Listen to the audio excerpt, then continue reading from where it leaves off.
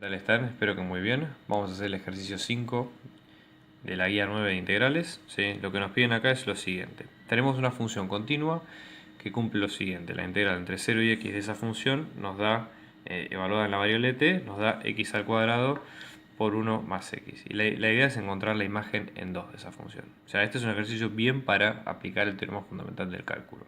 Entonces, la integral nos da esto, ¿sí? Nosotros lo que queremos encontrar es f en 2. Entonces, por el teorema fundamental del cálculo, ¿sí? F en 2 va a ser la derivada de la función primitiva que es f mayúscula, evaluada en 2. ¿Sí? Eso es para tenerlo presente por lo menos al principio.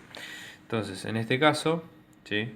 Esto que nosotros vemos acá es la f de x. Entonces, esto que es f de x, la idea es tratar de derivar f y evaluar en los valores que nosotros tenemos. ¿Ok? Entonces, porque nosotros tenemos que derivar para llevar a esto. Entonces, si f en x nos va a quedar x al cuadrado por 1 más x, que si hacemos la distributiva esto nos queda x al cuadrado más x al cubo. F', si hacemos la derivada, ¿sí? En este caso nos va a quedar 2x más 3x al cuadrado. Por lo tanto, cuando evaluemos f' en 2, esto nos va a quedar 2 por 2 que es 4, 2 por 2 que es 4 por 3 que es 12. Entonces vamos a tener que f' en 2 nos va a quedar 16. ¿Ok? Y con eso, despejando, nos queda que f en 2, ¿sí? Vamos a tener que es esa f' en 2. ¿Sí? Esto es para, ya les digo, sacar el teorema fundamental del cálculo derecho, ¿sí? Así como viene en este caso. ¿Sí? Y esto nosotros lo tenemos por lo que nosotros vimos después. ¿Sí? Hay una idea, sí, acá con el tema fundamental de cálculo, que en este caso esta integral por ser en x sale, ¿sí? Acá hay algo que nosotros no tuvimos en cuenta, pero que lo vamos a tener en cuenta en el caso B para que se vea más práctico. Así que el caso B es este que ustedes tienen acá. G continua, ¿sí? Tenemos una integral entre 0 y x al cuadrado, ya no entre 0 y x, sino entre 0 y x al cuadrado de g de t. Entonces acá la idea es que acá sería algo similar, porque la función es similar, pero a encontrar f, g en 2. Entonces, vamos a repasar nosotros lo que sabemos del teorema fundamental del cálculo para poder aplicar esto y que tenga cierto sentido de lo que nosotros vemos acá. ¿Sí?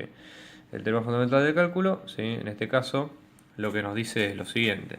Si nosotros tenemos una función f primitiva, ¿sí?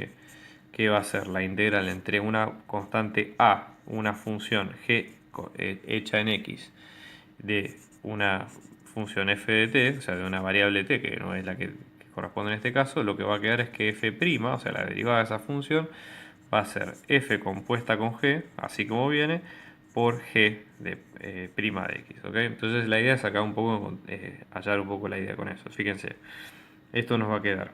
Fíjense, hagan la analogía con lo que nosotros tenemos acá. X al cuadrado por 1 más x, ¿sí? Esto es igual a la integral entre 0 y x al cuadrado de g de t diferencial de t. Entonces fíjense qué analogía que tenemos con el teorema fundamental de cálculo, que es lo que está acá arriba, con lo que está abajo. Entonces en este caso, ¿sí? La idea es la siguiente. ¿Sí? Vamos a llamarle, si todo esto es esa, si todo esto que nosotros vemos acá es esa f mayúscula, cuando hagamos f derivado, esto va a ser, ¿sí? G en función de lo que está acá arriba, que es x cuadrado, que es la composición, fíjense cómo respeta lo que está ahí, por g', por lo que está arriba, o sea, esta función g, digamos, a llamarle h por las dudas, que esto sería 2h, que es 2x, que es la derivada de esto que está acá. Entonces, esto que queda, f', que es, derivando esto, 2x más 3x al cuadrado, y esto nos daba g de x al cuadrado por 2x, ¿ok?